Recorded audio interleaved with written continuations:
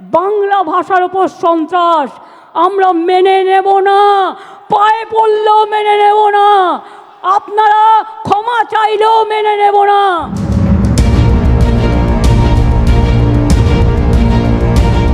একুশের মঞ্চ থেকে ভাষা রক্ষার শপথ মুখ্যমন্ত্রী মমতা বন্দ্যোপাধ্যায়। এদিন তিনি বলেন, জীবন দিতে রাজি আছেন কিন্তু বাংলা ভাষার উপর সন্ত্রাস মানবেন না। বাঙালি অস্মিতায় শান দিয়ে হুঙ্কার মুখ্যমন্ত্রীর। একই সঙ্গে তার বার্তা, তৃণমূলের দর্শন, বাম বিজেপির বিসর্জন। আর এই দিনে আমাদের শপথ হলো ভাষা রক্ষার শপথ। জীবন দিতে রাজি আছি, ভাষার ওপর সন্ত্রাস মানব না, বিভেদ মানব না, অনৈক্য মানব না।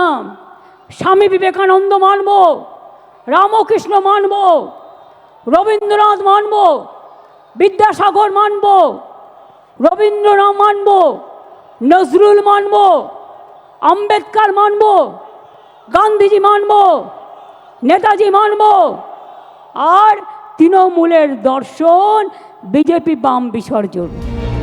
মঞ্চ থেকে বিজেপির বিরুদ্ধে বাংলা ভাষা বিরোধী অভিযোগ তুলে তৃণমূল সুপ্রিমো মমতা বন্দ্যোপাধ্যায় বলেন, বিহারের মতো বাংলাকেও টার্গেট করা হচ্ছে।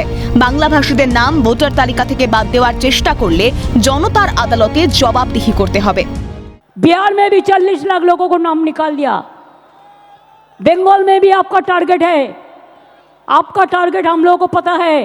अगर आपका टारगेट है बांग्ला भाषा बात करने से उसको निकाल देना, तो हमारा टारगेट है जनता का अदालत में आपको भी जवाबदेही करना है।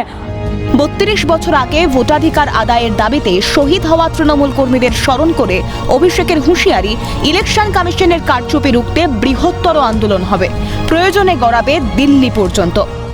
77টা আসনে জিতেছিল, এখন তো 65-র নিচে। যত দিন যাবে তত মায়ের ভোগে যাবে। তো 77টা আসন জিতেছিল। আপনি বলুন তো, একটা বিধানসভা যেখানে মমতা ব্যানার্জির সরকার রাজনৈতিকভাবে জিততে পারেনি বলে লক্ষ্মীর ভাণ্ডার বন্ধ করেছে, কন্যাশ্রী বন্ধ করেছে, রূপশ্রী বন্ধ করেছে?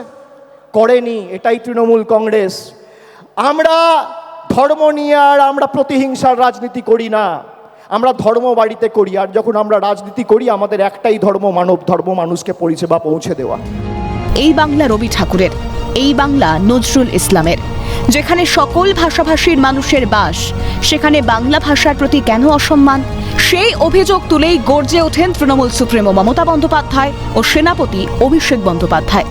ক্যালকাটা নিউজ।